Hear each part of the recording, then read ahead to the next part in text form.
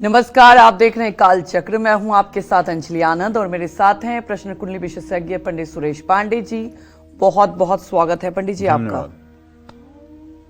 जो बुरे कर्म करेगा वो अपना भाग्य बिगाड़ेगा, सुधारे कर्म सवारे किस्मत। तो जी हाँ, जीवन में सुख, सफलता और खुशियां पाने के लिए किस्मत का आपके साथ होना जितना महत्वपूर्ण है उतना ही महत्वपूर्ण होता है आपके कर्म का। शास्त्रों में कर्म को इंसान का सबसे बड़ा धर्म माना गया है। अगर आप अपनी लाइफ में बुरे कर्म करेंगे तो उसका बुरा फल आपको मिलेगा। वहीं अगर आप अच्छे कर्म करते हैं तो इसके पीछे फल भी आपको जरूर मिलेगा।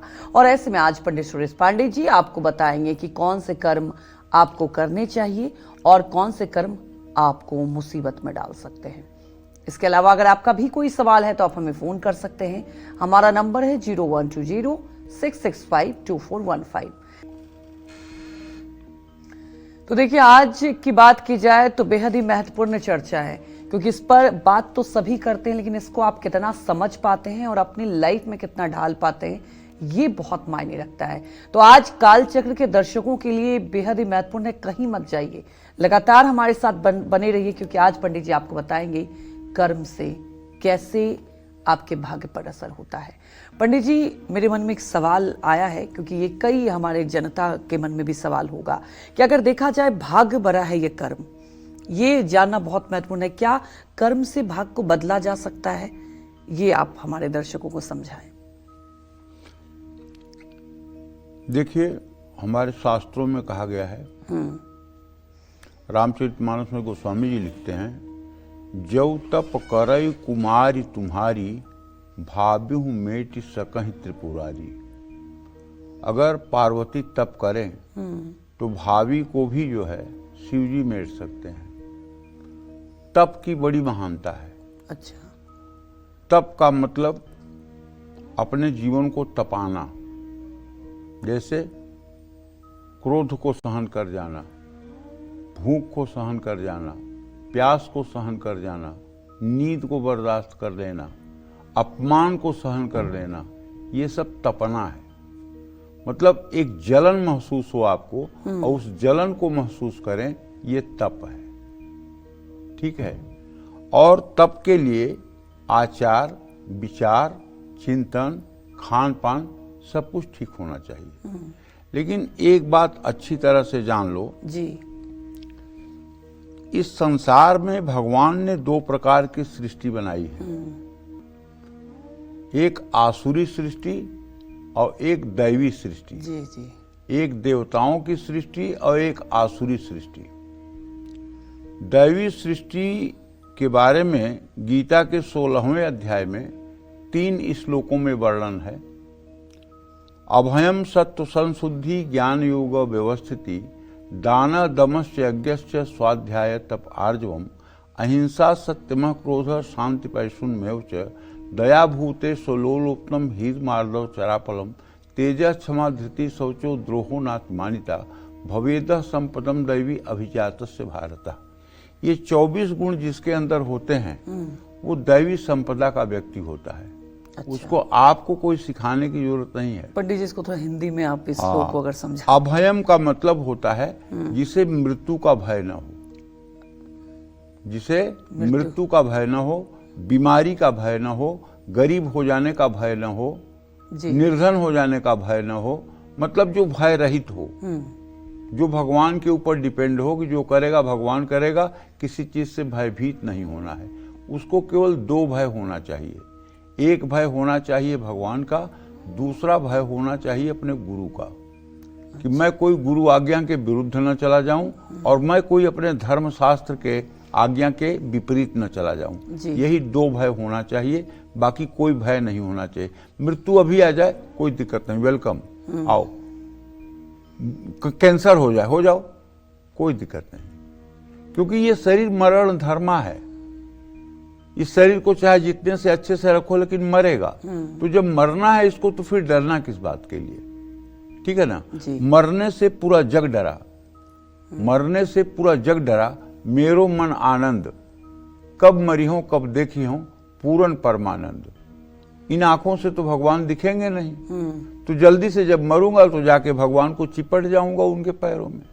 तो इसलिए अभयम, सत्व संशुद्धि, आत्मा आपकी, मन जो आपका एकदम शुद्ध होना चाहिए, उसको कहते हैं तत्व शुद्धि जी। अभयम सत्व संशुद्धि ज्ञान योग व्यवस्थिति। ज्ञान कहते हैं प्रभु के बारे में जानने की लालसा को, यही ज्ञान है। ज्ञान योग, और ज्ञान में आरूढ़ होने को योग कहते हैं। अप्राप्त को प्राप्त करना योग कहलाता है। जी। उसमें व्यवस्थित होना। दान दमश्च यज्ञश्च, दान अपने सामर्थ्य के अनुसार दूसरे की मदद करना। दम कहते हैं इंद्रियों पर अपना मतलब कि जो है अधिकार रखना। इंद्रियां अपने मान उस श्रृंखल होकर न देखने योग्य वस्तुओं को न देखें, न खाने योग्य वस्तु को न खाएं, न सुनने योग्य चीज को न सुने, न छूने योग्य वस्तु को न छुएं। इसको कहते हैं दम, इसको कहते हैं इंद्रिय संयम जी। यज्ञश्च, नित्य गायत्री मंत्र से हवन करें, नित्य थोड़ा सा अग्निहोत्र करें, ये यज्ञ कहलाता है। दान दमश्च यज्ञश्च स्वाध्याय, स्वाध्याय मतलब अपना धार्मिक पुस्तक है, श्री रामचरितमानस, श्रीमद् भगवद गीता, श्रीमद् भागवत महापुराण, शिव पुराण, भक्तमाल की कथा, देवी भागवत, ये सब जो अध्ययन होगा तो इसमें जो वर्णन आता है उससे हम अपने शरीर में मैच करते हैं कि इसमें क्या गुण मेरे अंदर है क्या नहीं है। तो हमें अपनी बुराइयां फुटबॉल की तरह बड़ी बड़ी नजर आने लगती हैं और फिर उस पर हम काम शुरू करते हैं, करी यार ये बुराई मेरे अंदर है, इसको ऐसे ठीक करो, ये बुराई है इसको ऐसे ठीक करो। तो स्वाध्याय तप आर्जवम, आर्जव शब्द संस्कृत का है सरल होना जी। मतलब जीवन में ऐसा न हो कि आपको समझने में किसी को समय लगे, आपको 1 मिनट में कोई मिले और समझ जाए, इतनी सरलता अपने जीवन में होनी चाहिए। अहिंसा मतलब किसी भी के मन को दुख मत पहुंचाओ, ये है अहिंसा। किसी जीव को क्षति मत पहुंचाओ, ये है अहिंसा। सत्यम, और मतलब सत्य का आचरण करो। अक्रोधो, गुस्सा मत करो। शांति पैशुर्य, शांत रहो और चुगली मत करो कि अरे अंजलि तुमको तो ऐसे कह रही थी और तुमको तो वो ऐसे कह रहे थे, ये चुगली है। इसको पिसुनता कहते हैं, इसको संस्कृत भाषा में चुगलखोर को पिसुन कहते हैं। पैसुन में वच दया भूते स्वलोलुप्तम हीर मार्दव चलापरम, जीव जंतु से लेकर सबके प्रति दया का भाव हो और संकल्प शक्ति मजबूत हो, इसको कहते हैं हीर मार्दव चरापरम। तेजह, तेज ऐसा हो, तेज कैसा हो कि अगर मैं कोई बात आपको कहूं और उसके हिसाब से आप जीवन जीना शुरू कर दें और उसके हिसाब से आप अपने जीवन में परिवर्तन शुरू कर दें, तो इसका मतलब कि मेरे अंदर तेज है। और अगर मैंने कहा और आपने सुना, एक कान से निकाल दिया, आपके जीवन पर उसका असर नहीं पड़ा, तो इसका मतलब कि हमारे अंदर तेज नहीं है। सीधी सीधी बात है। और ये मैंने कहा और बात जाकर आपके हृदय में ठस गई और वो वैसा आचरण करना आपने शुरू कर दिया, तो ये तेज है। क्षमा, चाहे जितना भी मतलब कि आपके पास ताकत हो और चाहे जितना भी निर्बल व्यक्ति कोई दुष्टता कर रहा है, उसको क्षमा कर देना, माफ कर देना, ये क्षमा है। धृति, धारणा शक्ति को धृति कहते हैं।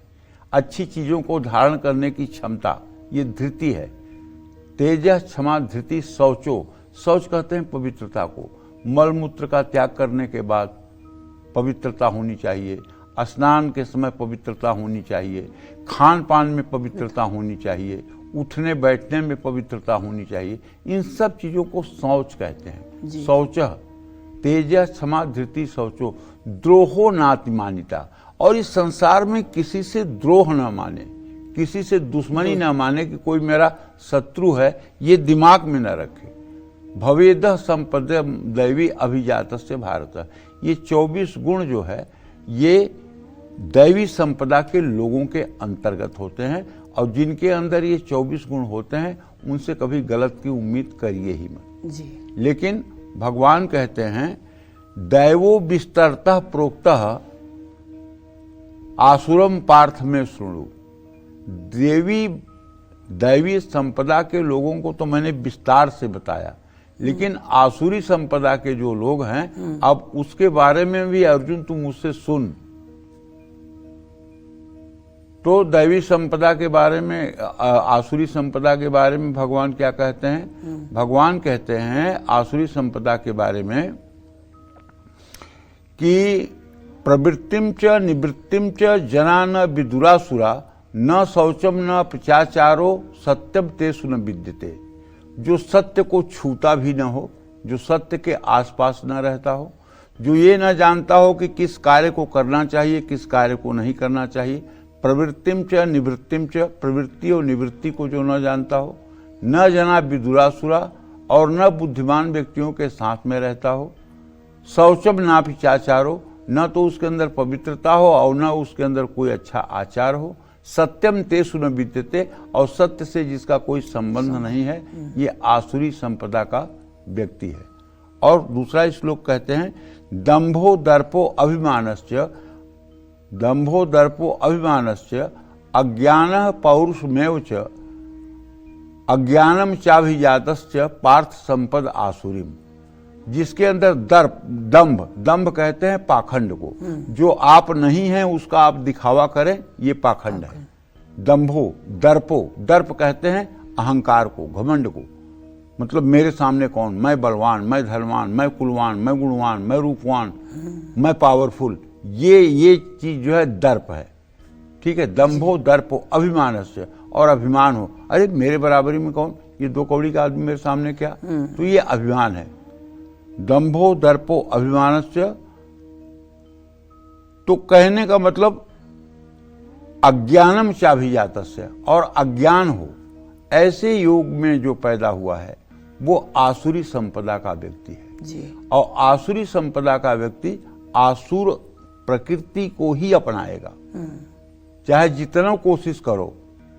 समझ रहे हो ना? जी, जी। जैसे कुत्ता ब्रिटेन का हो या कुत्ता भारत का हो, कुत्ता अमेरिका का हो या कुत्ता यूरोप का हो, वो पेशाब बिना एक टांग उठाए नहीं करेगा, वो एक टांग उठा के ही पेशाब करेगा। उसी तरह से आसुरी प्रवृत्ति में जन्मे हुए लोग, चाहे उनको ब्रह्मा भी समझाएं, तब भी वो अपने आसुरत्व को नहीं छोड़ेंगे। जैसे नीम की पत्ती को दूध से भी सींचा जाए तो उसकी पत्ती कड़वी होगी, उसी तरह से आसुरी संपदा वाले जो लोग हैं ये अपना आसुर स्वभाव नहीं छोड़ेंगे। हाँ, जो लोग दैवी स्वभाव वाले हैं और किसी कारण ज्ञान के अभाव में भटके हुए हैं, वो जरूर हमारे कार्यक्रम को देख करके सुधार पर हो जाएंगे। लेकिन जो आसुरी संपदा के हैं, उन्हें ये सब बातें तो हवा लगेंगी, मजाक लगेंगी, कोई मतलब ही नहीं है इन सब बातों पर उन्हें ध्यान देने का। समझ रही हो? तो ये कुछ उन लोगों के लिए कार्यक्रम है जिन लोगों के अंदर अच्छाई तो है लेकिन उसको प्रकट नहीं कर पा रहे हैं, उनको प्रकट करने का ही एक माध्यम है। तो कर्म और भाग्य यही है। जय मां विंध्यवासिनी। तो देखिए, अब आगे भी चर्चा करते हैं और पंडित जी से ये जानते हैं उन लोगों के बारे में जो अपने परिवार या समाज में महिलाओं का सम्मान नहीं करते हैं। ऐसे लोगों को अपने जीवन में किन मुश्किलों का सामना करना पड़ सकता है, आइए पंडित जी से ये सबसे पहले जान लेते हैं। पंडित जी, अब बताएं। आज मैं आपको कुछ ऐसी बातें बताना चाहूंगा कि जो कई घरों में देखने को मिलता भी है। जो गलत करते हैं वो भूल जाते हैं कि उनके कर्मों का लेखा जोखा इसी संसार में होना है। आज मैं आपको कुछ ऐसी बातें बताऊंगा जो अगर आप करते हैं तो आपको आज ही अपने आप को सुधारना होगा, क्योंकि ना सिर्फ आपके लिए सुख बल्कि आपके परिवार के सुख के लिए भी ये बहुत जरूरी है। मनुस्मृति में लिखा है, यत्र नार्यस्तु पूज्यन्ते रमन्ते तत्र देवता, तैत्रास्तु न पूज्यन्ते सर्वास तत्र अफला क्रिया। यानी जिस समाज या परिवार में स्त्रियों का सम्मान होता है वहां देवता और सुख समृद्धि निवास करते हैं। जहां इनका सम्मान नहीं होता है वहां रहने वालों के कार्य निष्फल होते हैं। पिता, भाई, पति या देवर को अपनी बेटी, बहन, पत्नी या भाभी को हमेशा सुखी रखना चाहिए। जिस कुल में स्त्रियां अपने पति के गलत आचरण या अत्याचार से पीड़ित होती हैं, उस कुल का जल्दी ही नाश हो जाता है। जो पुरुष अपनी पत्नी को प्रसन्न नहीं रखते हैं, उनका पूरा परिवार शोकग्रस्त रहता है। पुरुष और स्त्री एक दूसरे के बिना अपूर्ण है। ऐसे में कोई भी धार्मिक कार्य पति पत्नी को एक साथ ही करना चाहिए। पत्नी, माँ, बेटी, ये सब लक्ष्मी का रूप है। दुर्गा सप्तशती में कहा गया है, विद्या समस्ता स्तव देवी भेदा, स्त्रियां समस्ता सकला जगत्सु। सारे संसार की स्त्रियां मां आपकी ही स्वरूपा है। इस भाव से अगर देखा जाए तो संसार की चाहे जिस जगह की महिला हो, वो देवी स्वरूपा ही है। विद्या समस्ता स्तव देवी भेदा, स्त्रियां समस्ता सकला जगत्सु। संसार की विद्याओं में है देवी राजराजेश्वरी आप ही समाई हुई हैं और सारे संसार की स्त्रियों में आप ही का वास है। ऐसे में जिस घर में महिलाओं की सुरक्षा, सम्मान और उनके इच्छाओं का ध्यान नहीं रखा जाता है, वहां सुख घटता है, दुख बढ़ता है और दोष लगता है। निश्चित रूप से आप ये जान लीजिए कि लक्ष्मी जी मुकुट पहन करके और उल्लू पर उड़ते हुए आपके घर में नहीं आएंगी। लक्ष्मी जी इन्हीं महिलाओं के माध्यम से आपके घर में प्रवेश करेंगी। अगर ये महिलाएं धर्म परायण हैं, पूजा पाठ धर्म कर्म में इनकी रुचि है, परिवार को भगवान भाव से ये देखती हैं और अपने पातिव्रत धर्म का अच्छे से पालन करती हैं, तो इनके कदम जहाँ जहाँ पड़ेंगे वहाँ वहाँ से दरिद्र जल करके राख हो जाएगा। ये जहाँ जहाँ से विचरण करेंगी वहाँ से दरिद्रता लाखों कोस दूर चला जाएगा और ये जहाँ रहेंगी वहाँ सुख समृद्धि होगी। आप देखिएगा, कोई अगर ऐसी महिला को आप जानते हो जिसके कंठ में यहाँ तिल हो, तो जरा उसका पारिवारिक जीवन देख लीजिएगा। राजरानी महारानी जैसी होगी, चाहे जिस कुल में पैदा हुई हो और चाहे जिस कुल में ब्याह हुआ हो। जिसके मध्य कंठ में तिल होगा, जरा उसका जीवन आप देख लीजिएगा। और अगर दाहिने तिल हो तो वो चाहे जितने अच्छे परिवार में पैदा हुई होगी, उसका जीवन संघर्षों में बीत रहा होगा। और अगर बाईं तरफ तिल होगा तो ऐश्वर्यशालिनी होगी, इसमें कोई दो राय नहीं है। तो ये भगवान भी गॉड गिफ्टेड कुछ चिन्ह दे करके भेज देता है। जिन महिलाओं की पैर की 5 उंगलियां जमीन पर पड़ती होंगी, वो महिला जिस घर में भी निवास करेगी वहां सुख समृद्धि का वास होगा। और जिनकी 2 उंगलियां, छोटी वाली दोनों उंगलियां जमीन पे नहीं पड़ती होंगी चलते समय, वहां सुख और संपदा का अभाव रहेगा। ऐसे बहुत से लक्षण हैं महिलाओं के भी जो मतलब जानने में आते हैं। लेकिन पुरुषों को चाहिए कि महिलाओं को जो सम्मान देने के योग्य हैं उन्हें जरूर सम्मान दें। आज कलयुग में कहना नहीं चाहिए, बड़ा पाप है। गोस्वामी तुलसीदास जी ने लिखा है, कुलवंती निकारहि नेरी गति विषया हरिलीन नरहि बिरती, घर आनहि चेर निबेर गति। मतलब पतिव्रता कुलवान स्त्रियों को निकाल करके दासी जैसी स्त्रियों को ले आकर के लोग अपने घर में रखेंगे। ये कलयुग का महात्मा है। और महिलाओं के लिए कहा है, सुंदर गुण मंदिर पति त्यागी, नारी भजहि पर पुरुष अभागी। मतलब सुंदर गुणवान पति को त्याग करके, सुंदर गुण मंदिर और सुंदर घर को त्याग करके, नारी भजहि पर पुरुष अभागी, पर पुरुष में इनकी आसक्ति हो जाएगी। ये कलयुग का चमत्कार है, ये कलयुग का प्रभाव है। सुंदर गुण मंदिर पति त्यागी, नारी भजहि पर पुरुष अभागी। तो देखिए भाई, कलयुग उसी को प्रभावित करेगा जिसके अंदर 5 दुर्गुण होंगे। वो 5 दुर्गुण क्या है?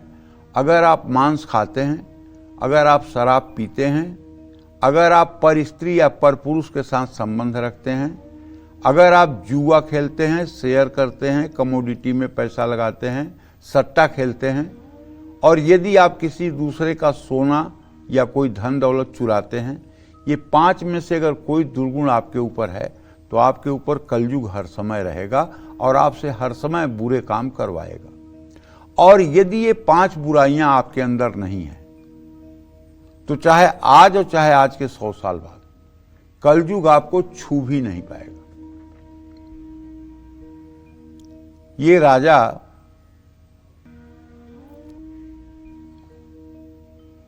को कलयुग ने वचन दिया है, जन्मेजय को कलयुग ने वचन दिया है और परीक्षित को भी वचन दिया है कि इन चीजों में राजा परीक्षित को वचन दिया है कि जो 5 दुर्गुणों से युक्त नहीं होंगे उन्हें कलयुग कभी प्रभावित नहीं करेगा। तो कोशिश करके देखिए। सनातन धर्म मांसाहार को मना करता है, सनातन धर्म मदिरा सेवन को मना करता है, सनातन धर्म व्यभिचार को मना करता है, सनातन धर्म द्युत कीड़ा को मना करता है और सनातन धर्म चोरी को मना करता है। अगर आप धार्मिक हैं तो ये 5 दुर्गुण आपके अंदर रहेंगे नहीं, और 5 दुर्गुण नहीं है तो जाए साला कलयुग जहाँ मन हो वहाँ जाए। आपका क्या बिगाड़ने वाला है? आपका कुछ नहीं बिगाड़ सकता है। तो इन 5 दोषों से बच जाइए तो सारी समस्या ठीक हो जाएगी। जय मां विंध्यवासिनी। आगे चर्चा करेंगे, उसके पहले जान लेते हैं मेष राशि का राशिफल। कैसी रहेगी आर्थिक स्थिति, कामकाज, रिश्ते और सेहत, साथ ही क्या है आज का उपाय, शुभ अंक और शुभ रंग। देखिए, मेष राशि में आज चंद्रमा 22 अंश पर इस समय गोचर कर रहा है और चंद्रमा इस समय तुला के नवांशक में है। चंद्रमा चतुर्थ भाव का स्वामी है। आपके द्वितीय भाव का स्वामी शुक्र एकादश भाव में है। आमदनी का कोई न कोई आज आप नया जरिया खोज लेंगे, लेकिन यदि आपका काम पहले से चल रहा है तो आज ऑफिस में कोई जल्दबाजी में डिसीजन ना लें। एक तरफा प्यार से बचें, इससे दिल टूट सकता है, सिरदर्द आपको परेशान कर सकता है। किसी डॉक्यूमेंट्स पर बिना दस्तावेज को पूरा पढ़े किसी के विश्वास में आकर के सिग्नेचर न करें। मछलियों को आटे की गोलियां डालें। शुभ अंक तो आपके लिए 2 है, शुभ रंग आपके लिए नारंगी है। जय मां विंध्यवासिनी। तो आप जानते हैं वृषभ राशि का राशिफल। कैसी रहेगी आर्थिक स्थिति, कामकाज, रिश्ते और सेहत।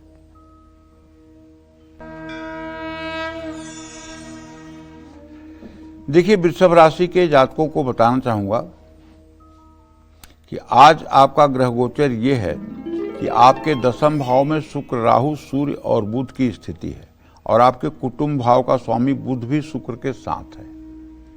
तो ऐसे में आमदनी से अधिक खर्च होने की संभावना है, जिसके कारण आपका बजट बिगड़ सकता है।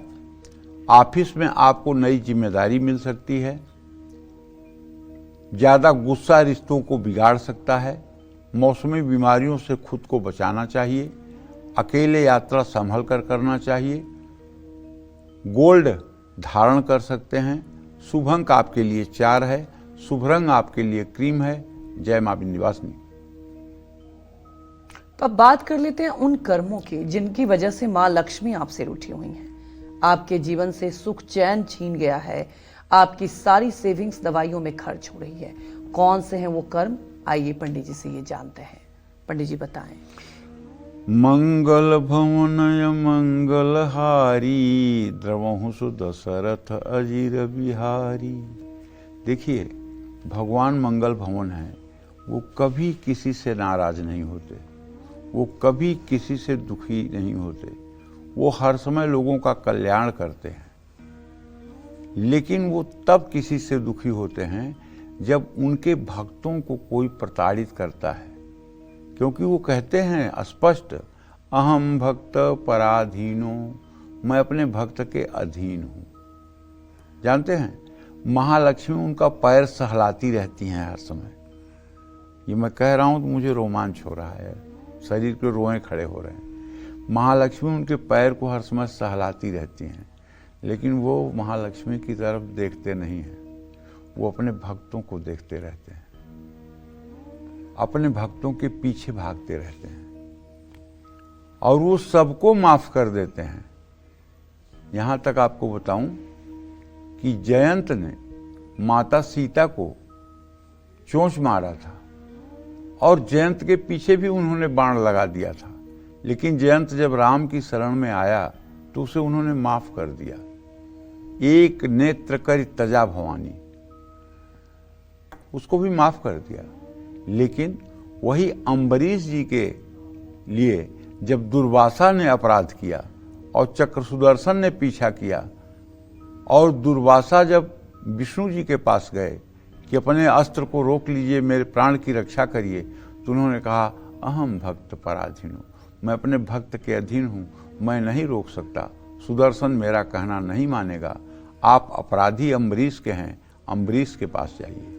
तो राजा अम्बरीश के पास जाकर के जब साष्टांग दंडवत करते हैं दुर्वासा जी, तो राजा अम्बरीश कहते हैं कि हे भगवान श्री हरि विष्णु, यदि मैंने जीवन में तपस्या की हो और आपकी सेवा आराधना की हो तो मैं अपने सारे पुण्य का फल दुर्वासा जी को देता हूँ और ये चक्र सुदर्शन जी शांत हो जाए।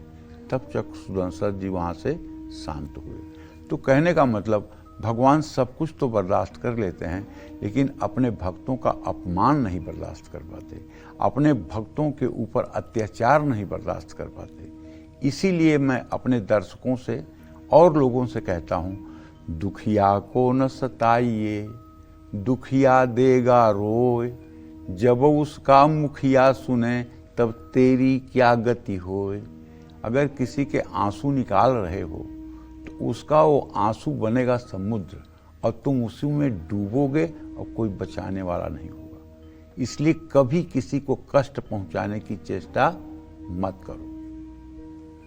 जिस घर में महिलाओं, देवी देवताओं का अपमान होता है, जहां हर रोज तामसी भोजन होता है, जिस घर में उधार लेकर सुख संपन्नता की चीजें ज्यादा खरीदी जाती हैं, जिस घर में अनैतिक कार्य होते हैं, ऐसे घर की आमदनी दवा और जेल में बर्बाद होती है, कानूनी मामले में बर्बाद होती है। जिस घर के लोग बहुत क्रोध करते हैं और चिल्ला चिल्लाकर बात करते हैं, ऐसे घरों में कलेश होता है।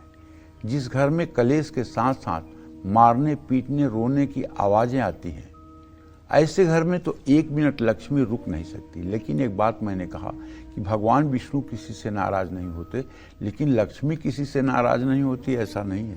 ये बहुत जल्दी नाराज होती है।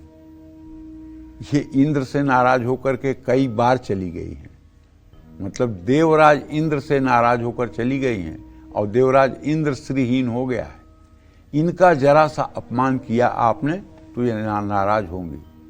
अगर आप पैसे से व्यभिचार कर रहे हो, पैसे से आप मदिरा सेवन कर रहे हो, पैसे से आप गलत काम कर रहे हो, तो ये पैसा ही तो लक्ष्मी है। ये लक्ष्मी का अपमान नहीं तो क्या है?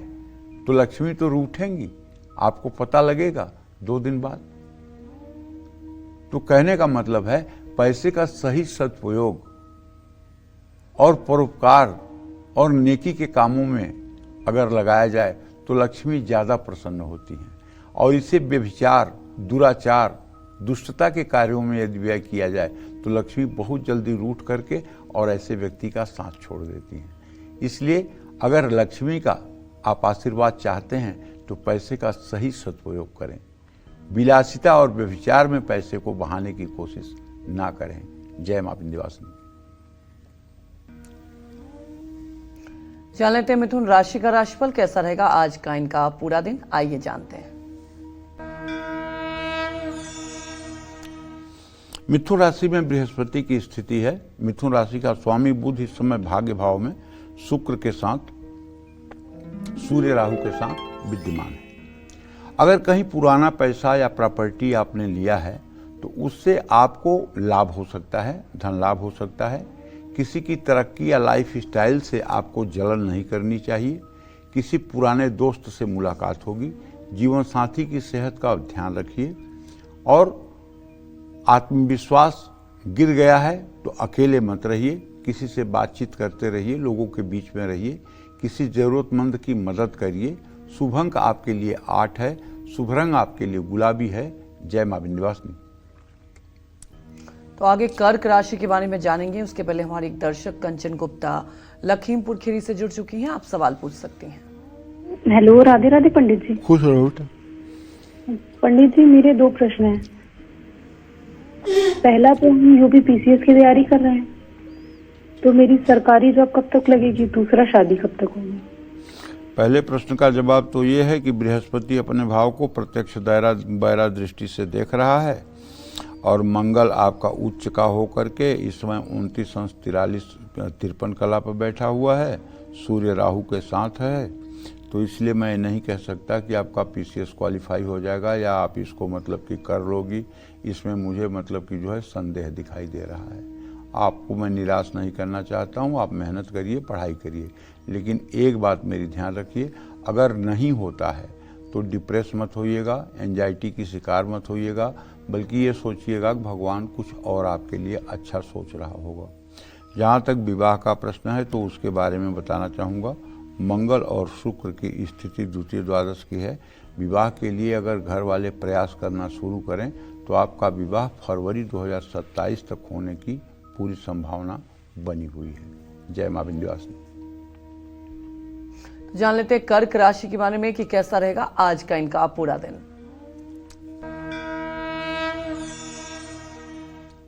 कर्क राशि के जातकों को बताना चाहूंगा कि आपका राशि स्वामी चंद्रमा इस समय 10वें भाव में गोचर कर रहा है, मेष राशि में। आर्थिक मामलों में देरी और रुकावट आ सकती है।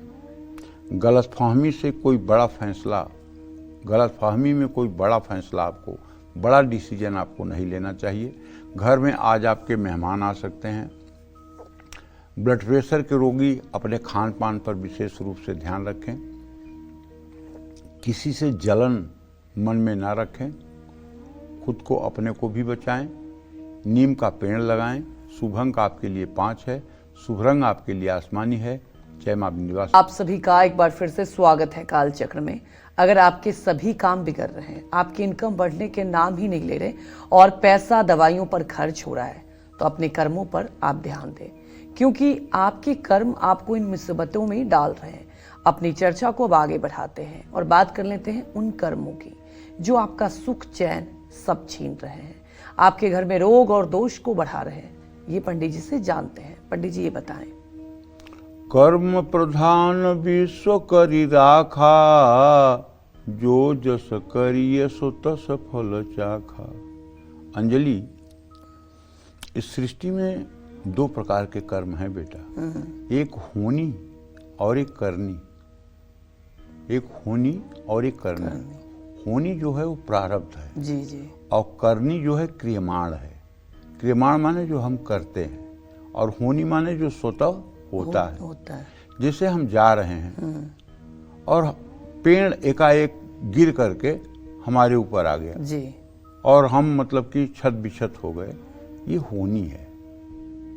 ये हमने किया नहीं, ये होनी है। ये पहले से पूर्व जन्म से प्रारब्ध से निर्धारित है कि पेड़ गिरना है, नुकसान होना है, पुल गिरना है, ट्रक चढ़ना है, ठीक है।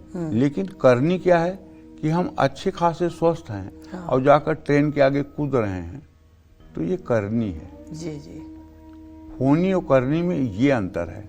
होनी प्रारब्ध से गवर्न होती है, पूर्व जन्म के पाप पुण्य से, ब्रह्मा के लेख से, लेकिन करनी जो है उसे हम करते हैं। तो पंडित जी, करनी से क्या होनी को बदला जा सकता है? देखो, प्रबल होनी को तो नहीं बदला जा सकता। अच्छा।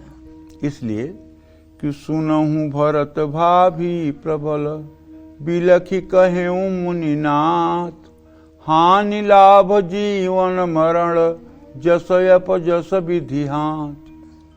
हानि लाभ जीवन मरण यश और अपयश, जी जी, ये तो कैसे भी नहीं बदला जा सकता है। चाहे जितना श्रेष्ठ कर्म कर लीजिए, मृत्यु को नहीं रोका जा सकता। चाहे जितना श्रेष्ठ कर्म कर लीजिए, गंभीर बीमारियां जो आनी हैं वो आएंगी। बड़े बड़े संतों को देखो, भाई जी हनुमान प्रसाद पोद्दार, मैं तो अपने प्रधानमंत्री नरेंद्र मोदी जी से कहना चाहता हूँ कि अगर जरा सा भी उनके अंदर मतलब कि सनातन के प्रति प्रेम हो तो भाई जी हनुमान प्रसाद पोद्दार को भारत रत्न दें। आज सनातन धर्म की जो शाखा प्रशाखा बढ़ रही है उसके पीछे भाई जी का बहुत बड़ा योगदान है। गीता प्रेस को आज इस मुकाम पर पहुंचाने में उनका बहुत बड़ा योगदान है। धर्म को जन जन तक पहुंचाने में उनका बहुत बड़ा योगदान है। बहुत बड़े मनीषी थे, तो उनको अगर भारत रत्न दिया जाए तो यह पूरे समाज के लिए गौरव का विषय होगा जी। तो कहने का मतलब यह है कि ये प्रारब्ध जो है हानि लाभ, उनको भी पेट में लीवर कैंसर हो गया था। आज परम पूजनीय प्रातः स्मरणीय पवित्र कीर्ति गुरुदेव प्रेमानंद जी महाराज हैं, उनकी दोनों किडनी फेल हैं।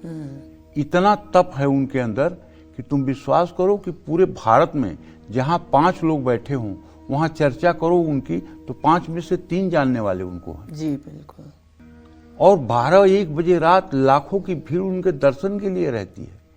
साक्षात तत्वबोध महात्मा है, उनकी भी किडनी दोनों खराब है।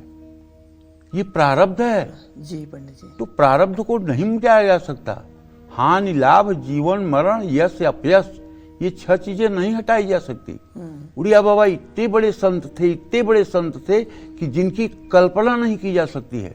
उड़िया बाबा कथा हो रही है और बैठे हुए हैं ध्यान की मुद्रा में, और उनका ही अंगरक्षक आकर के उन्हें 8 बार गणासे से मारता है और वो वहीं बेहोश होकर गिर जाते हैं और थोड़ी देर में मर जाते हैं।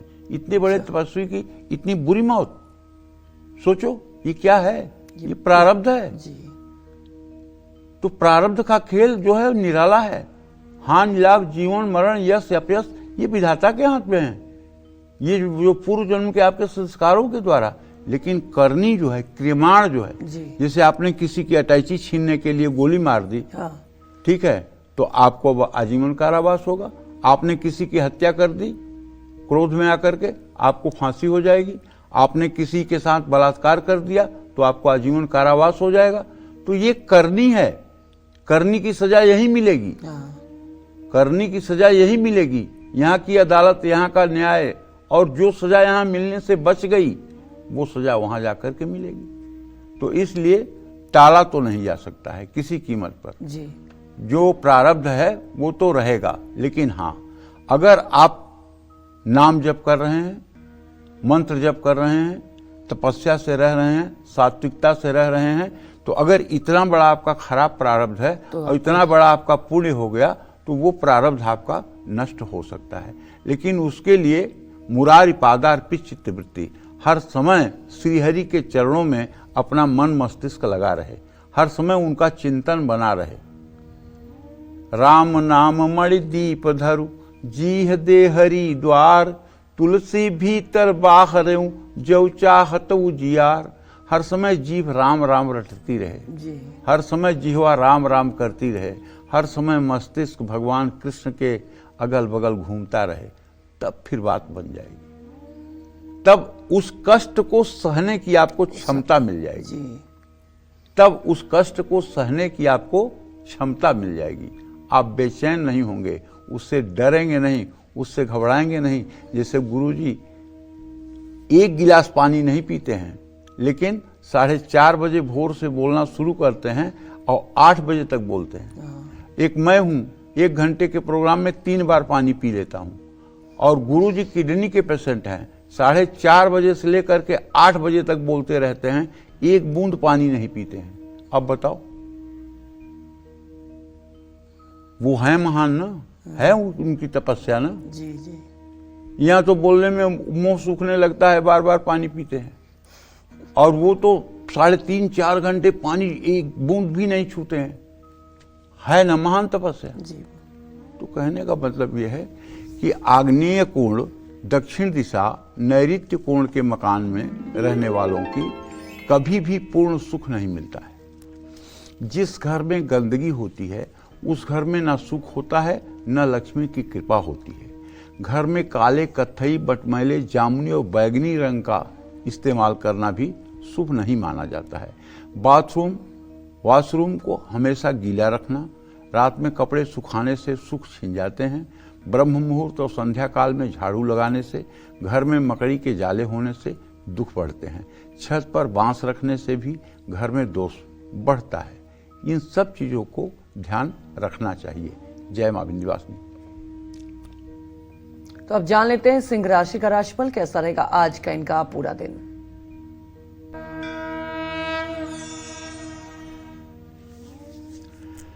देखिए, सिंह राशि के जातकों को बताना चाहूंगा कि आपको आज ऑनलाइन खरीदारी में बजट से ज्यादा खर्च करने की कोशिश नहीं करनी चाहिए, क्योंकि देखिए, एक तो आपके ऊपर शनि की ढैया चल रही है, मैं आपको डरवा नहीं रहा हूं, और दूसरे आपके राशि में केतु बैठा हुआ है, और इस समय आपका जो राशि स्वामी सूर्य है वो सप्तम भाव में राहु के साथ ग्रहण दोष में है। तो कुल मिलाकर के 13 मार्च तक की स्थिति जो है वो आपके अनुकूल नहीं है। अगर इस समय आपने अपना बजट बिगाड़ा तो आगे ये बजट आपको मुसीबत में डालेगा। इसलिए जरा इस समय संभल कर खर्च करें। नौकरी बदलने से पहले सभी पहलुओं पर विचार करें कि थोड़े से इंक्रीमेंट के लिए अगर गलत जगह आप जा रहे हैं और वहां से आपको लेआउट कर दिया जाएगा 2 महीने बाद, तब क्या होगा, इसको भी सोच करके जाएं। धैर्य रखें, बिगड़े रिश्तों में सुधार होगा। खान पान अच्छा रखें, सेहत ठीक रहेगी। दूसरों को दोष देने से पहले खुद पर गौर करें। भैरव जी की पूजा उपासना करें। शुभ अंक आपके लिए 3 है। शुभ रंग आपके लिए केसरिया है। जय मां विंध्यवासिनी।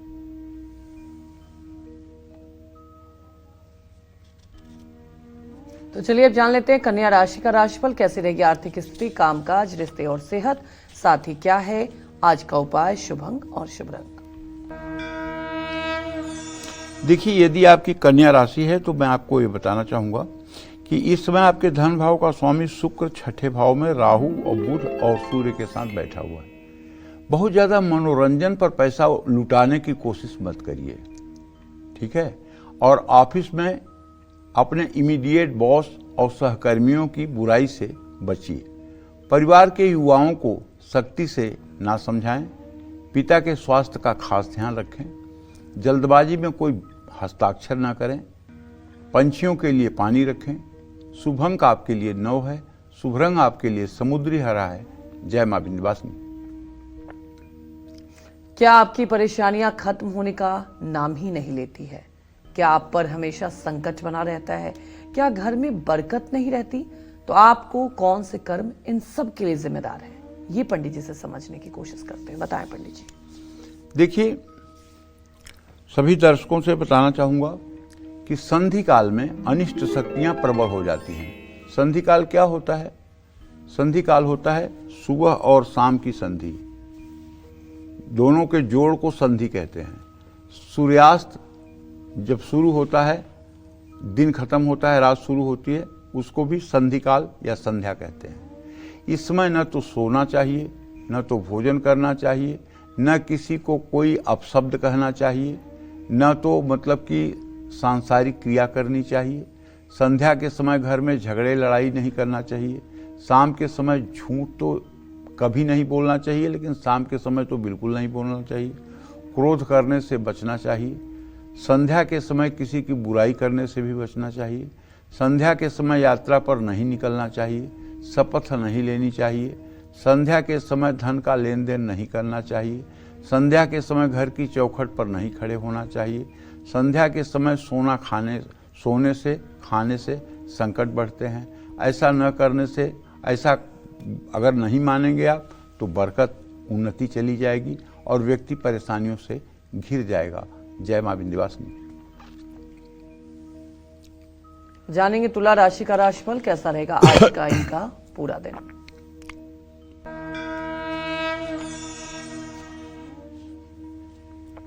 देखिए, तुला राशि के जातकों को बताना चाहूंगा कि आपका ग्रह गोचर तो मुझे अच्छा लग रहा है। आपके पंचम भाव में आपका राशि स्वामी है शुक्र, तो रुका हुआ पैसा, रुका हुआ पेमेंट आपका जो है फंसा हुआ वो मिलेगा। इससे आपको काफ़ी राहत मिलेगी। और निवेश से पहले किसी विशेषज्ञ की सलाह भी ले लेनी चाहिए या उस स्कीम की जांच कर लेनी चाहिए जहां आप निवेश कर रहे हैं। गुस्से में घर के सदस्यों से ना उलझें। चोट लगने की संभावना है, सतर्क रहें। अपने सामान और सुरक्षा का ध्यान रखें। कुत्ते को रोटी खिलाएं। शुभ अंक आपके लिए 2 है। शुभ रंग आपके लिए बैगनी है। जय मां विंध्यवासिनी। पंडित जी, आज आप महत्वपूर्ण चर्चा कर रहे हैं, क्योंकि मैंने पहले भी कहा कि ये जानते तो हम सभी हैं कि कर्म करने चाहिए, लेकिन क्या होता है इंसान, तो पंडित जी क्या जो कर्म हम करते हैं, अगर आप जैसी करनी करेंगे, आपने कहा वैसा फल भी मिलता है, तो क्या आने वाली पीढ़ियों पे भी उसका असर होता है, आप जिस तरह के कर्म करेंगे? अरे जानती हो, हमारे सनातन धर्म में तो साफ कहा गया है, उपजहि पूत पिता के धर्मे, जी। खेती उपजय अपने कर्मे। पिता का जैसा पुण्य होता है वैसा ही उसके बच्चे का कल्याण होता है। अच्छा। हम कोई बहुत बड़े पढ़े लिखे नहीं हैं जी। और न हम बहुत पूजा पाठी हैं, ठीक है, लेकिन मेरे पिताजी ऐसे थे कि उन्होंने पूरा जीवन अपनी मतलब की भगवत सेवा में ही व्यतीत कर दी।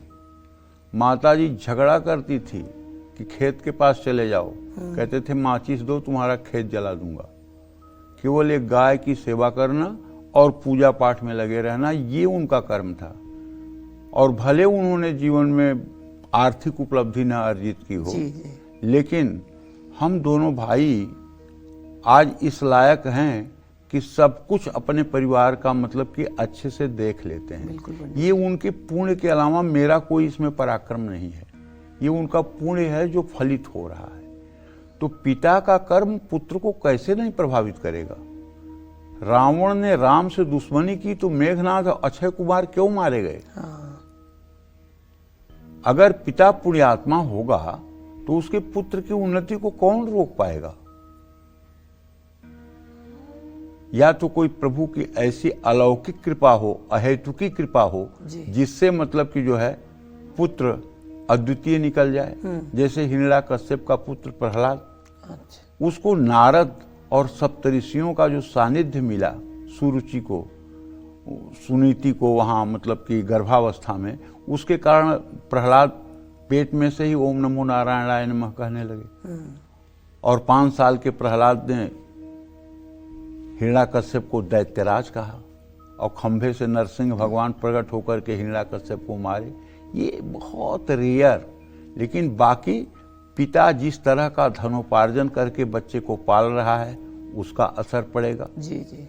पिता जिस तरह से मेहनत की कमाई से पाल रहा है उसका असर पड़ेगा। पिता नाजायज पैसे से बच्चे को पाल रहा है तो उसका असर पड़ेगा। एक दिन तुम्हें बताऊं, एक भोपाल से मतलब कि आदमी आया, जी। तो एक महिला थी, एक पुरुष था, तो उसने कहा मेरे बेटे की कुंडली है। मैंने देखा बहुत बढ़िया बढ़िया बढ़िया, मैंने सब कुछ बता दिया, बहुत अच्छा है। तो उसने कहा लेकिन गुरुजी आपने तो ये बता दिया बहुत अच्छा है, मेरा लड़का तो मतलब कि स्मैक पीता है, हीरोइन पीता है, गांजा पीता है, हर समय नशे में ही रहता है, और आप तो सब अच्छा अच्छा बता दिए, और ये तो पढ़ लिख भी नहीं रहा है और दिन भर नशा किए रहता है। जी। मैं तो चकरा गया कि भगवान मेरी ज्योतिष को आग क्यों लग गई है, ये तो मैं बोल रहा हूँ अच्छा अच्छा, ये बोल रही है खराब खराब। तो मेरे कुछ समझ में नहीं आया। तो मैंने अपने बड़े बेटे को कहा कि यार तू आ जा मेरे पास, वो आजकल नई नई किताबें जो मतलब रिसर्च की हैं पढ़ रहा है। जी। हमने कहा देख इस कुंडली का क्या है। तो उसने देखा तो बताया कि यही यही है। तो जो मैं बताया था लगभग लगभग वो भी वही बताया। हाँ। तो हमने कहा कि अब थोड़ा सा व्यवहारिक बुद्धि पर आना चाहिए। हमने उससे पूछा कि तुम्हारे पति क्या करते हैं? तो यादव जात की महिला थी। बोले मंदिर में रहते हैं, पुजारी हैं। तो उसका जो देवर बैठा था कहा, हे बाबा मंदिर में पुजारी नहीं है, मंदिर में भूत प्रेत करते हैं, इनका भूत उनके ऊपर, उनका भूत उनके ऊपर। हम कहा उससे पैसा भी कमाते हैं? कहें बहुत मोटा पैसा कमाते हैं। अच्छा। और उसी से पूरा घर चलता है। हम कहा तो जो अशुभ पैसा आ रहा है उससे जो बच्चों की परवरिश हो रही है, इसके कारण बच्चे जो है विषैले हो रहे हैं। अगर ये पापाचार का पैसा घर में आना बंद हो जाए और मेहनत मजदूरी का पैसा घर में आए, शुद्ध और सात्विकता का पैसा आए, तो निश्चित रूप से 2 सेकंड नहीं लगेगा, बच्चों में सुधार हो जाएगा। जी। तो आप अगर जहर से कोई फसल को सींच रहे हैं और आप चाहें कि उसमें अमृत का फल लगे, तो ये असंभव है। ये तो एक घटना मैंने आपको बताई है। लेकिन जो लोग भी अवैध रूप से कमा करके, अनैतिक रूप से कमा करके अपने बच्चों का पालन पोषण कर रहे हैं। मैं दावे के साथ कह रहा हूँ, वो लोग कल्प वृक्ष के नीचे जहर डाल रहे हैं और वो कभी अच्छे भविष्य की उम्मीद न करें।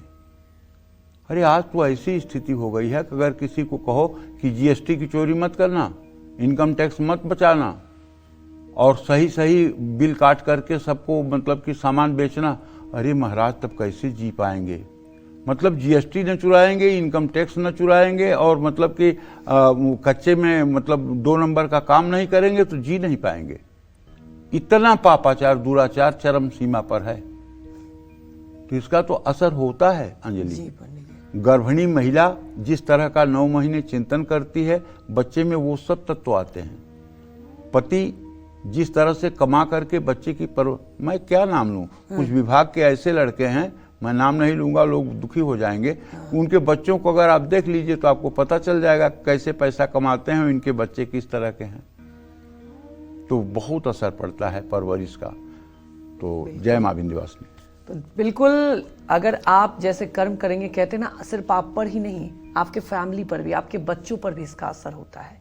आगे पंडित जी से जानते हैं कि कौन से कर्म आपके घर में दरिद्रता और नेगेटिविटी को बढ़ा देते हैं, कौन से कर्म आपके जीवन में शनि को अशुभ बना देते हैं। ये पंडित जी से जानते हैं, बताएं पंडित जी। दक्षिण दिशा में पैर करके सोने से भी कष्ट बढ़ते हैं और धन का नाश होता है। दांत गंदे रखने से, बार बार थूकने से, नाक और कान में बार बार उंगली डालने से भी कष्ट बढ़ते हैं। भोजन करने के बाद थाली में हाथ न धोएं, भोजन करने के बाद थाली को टेबल पर ना छोड़ें, पलंग के नीचे ना रखें, जूते पहनकर कभी भोजन न करें, अमावस्या के दिन घर में झाड़ू ना लगाएं। इससे दरिद्रता आती है, नकारात्मक ऊर्जा बढ़ती है, बरकत चली जाती है। भादों महीने की अमावस्या के दिन भी घर में आटा खरीद कर नहीं लाना चाहिए। अमावस्या के दिन तेल ना लगाएं।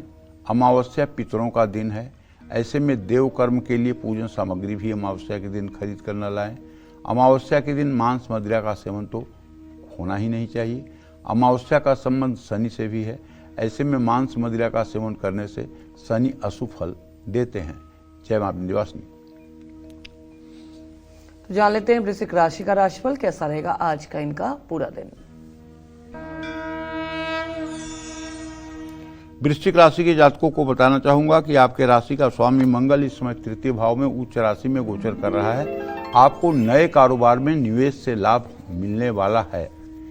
काम में जल्दबाजी और जोखिम से आपको बचना है। लंबे समय बाद आपकी अपनों से मुलाकात होगी। खुद के लिए समय ना निकालना तनाव देगा। पैसों का लेन देन सावधानी से करें और आज दूध का दान करें। शुभ अंक आपके लिए 7 है। शुभ रंग आपके लिए गहरा पीला है। जय मां विंध्यवासिनी। और चलिए बात करते हैं धनु राशि की। क्या कहता है धनु राशि का राशिफल कैसा रहेगा आज का इनका पूरा दिन।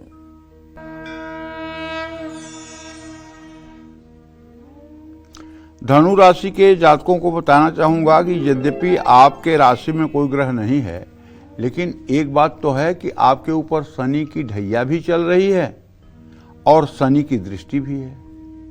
तो ऐसे में क्या, यात्रा से पहले अपने आर्थिक स्थिति पर थोड़ा गौर कर लीजिए और वर्क प्लेस पर जहां आप काम करते हैं वहां बिल्कुल आलस्य मत करिए। पीछे छूट चुके जो रिश्ते हैं उनके पास जाने से पहले एक बार सोचिए। आंखों से जुड़ी कोई समस्या हो सकती है। बड़े बुजुर्गों का अपमान बिल्कुल ना करें। मंदिर में नारियल दान करें। शुभ अंक आपके लिए 5 है। शुभ रंग आपके लिए फिरोजी है। जय मां विंध्यवासिनी। तो चलिए अब बात कर लेते हैं मकर राशि वालों के बारे में, जानते हैं आज उनका भाग्य कितना मजबूत है। देखिए, मकर राशि के जातकों को कहना चाहूंगा कि आपके राशि में मंगल इस समय है, लेकिन अब ये बहुत जल्दी अपना राशि परिवर्तन करना चाहता है। ठीक है, और मंगल इस समय है कहां, ये है कन्या के नवमांश में। तो आपका आत्मविश्वास ही धन लाभ कराएगा। जितना कॉन्फिडेंस आपका अच्छा होगा उतना ज्यादा आपको फायदा होगा। बड़े लाभ की चाह में छोटे अवसरों को मत छोड़िए। वैवाहिक जीवन आपका खुशहाल रहेगा, मान के चलिए। और मेंटल स्ट्रेस से बचने की कोशिश करिए, इसे अनदेखा मत करिए। किसी नई योजना में निवेश करने से आज बचिए। किसी भूखे व्यक्ति को भोजन करा दीजिए। शुभ अंक आपके लिए 1 है। शुभ रंग आपके लिए नेवी ब्लू है। जय मां विंध्यवासिनी। हमारे एक दर्शक मोहन लाल हमारे साथ जुड़ चुके हैं, आप सवाल पूछ सकते हैं पंडित जी से।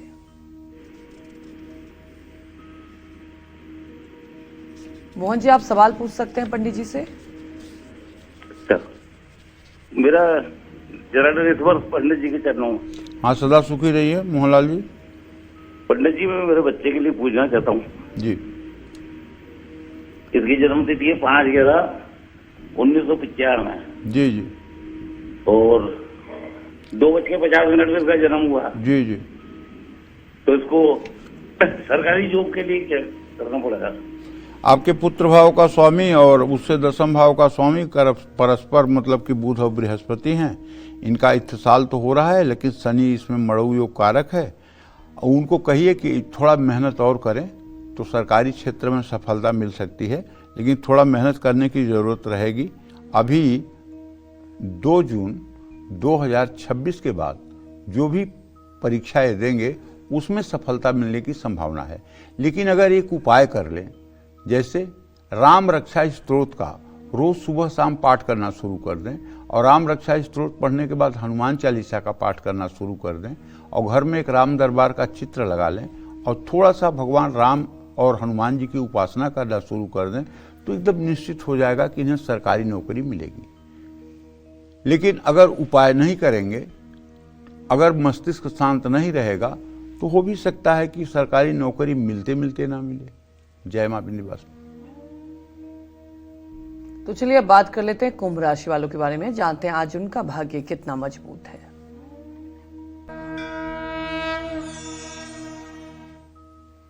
देखिए, कुंभ राशि के जातकों को बताना चाहूंगा कि इस समय आपके राशि में बुध, शुक्र, राहु और सूर्य 4 ग्रह स्थित हैं, और आपका राशि स्वामी इस समय द्वितीय भाव में शनिदेव स्थित हैं। आमदनी बढ़ेगी, सेविंग्स भी होगी, इसमें कोई डाउट नहीं है। लेकिन ऑफिस में महिला सहकर्मियों से लिमिट में बात करें, संभल कर बात करें। प्रेम संबंधों में तनाव की स्थिति से बचें। पेट में तकलीफ हो सकती है। नौकरी में बदलाव नुकसानदायक होगा। पिता के पैर छूकर आशीर्वाद लें। शुभ अंक आपके लिए 9 है। शुभ रंग आपके लिए लाल है। जय मां विंध्यवासिनी। तो वही हमारे एक दर्शक कोमल अहमदाबाद से जुड़ चुकी हैं, आप सवाल पूछ सकती हैं कोमल। हेलो। हाँ, बोलिए। मैं अपने बेटे के बारे में पूछना चाहती हूँ। जी कोमल जी, बोलिए। हाँ जी, उसका जन्म है 93 जी 17 मार्च। जी। हेलो। हाँ, मैं सुन पा रहा हूँ, आप बोलते रहिए। हाँ, वो है ना, मतलब वो बोल रहे हैं मैं शादी नहीं करूंगा, तो क्या आप थोड़ा बताइए कि वो शादी करेगा और उसको वो मकान वकान कब लेगा अपना? मंगल और शुक्र की द्वितीय द्वादश स्थिति है, आप चिंता मत करिए। वो शादी भी करेगा, मकान भी लेगा। थोड़ा समय लग रहा है, थोड़ा समय लगेगा इसमें, और ये समय हो सकता है कभी 1 साल का भी हो। और आपको चाहिए कि आप रोज अपने घर में विष्णु सहस्त्र नाम का सुबह शाम पाठ करना शुरू कर दीजिए, और भगवान श्री कृष्ण की पूजा करना शुरू कर दीजिए। ये उपाय अगर आपने दिया जला करके करना शुरू किया तो बहुत जल्दी आपके बेटे के विचार में और जीवन में परिवर्तन आपको दिखाई देगा। जय मां विंध्यवासिनी। तो चलिए बात कर लेते हैं मीन राशि वालों के बारे में, जानते हैं आज उनका भाग्य कितना मजबूत है।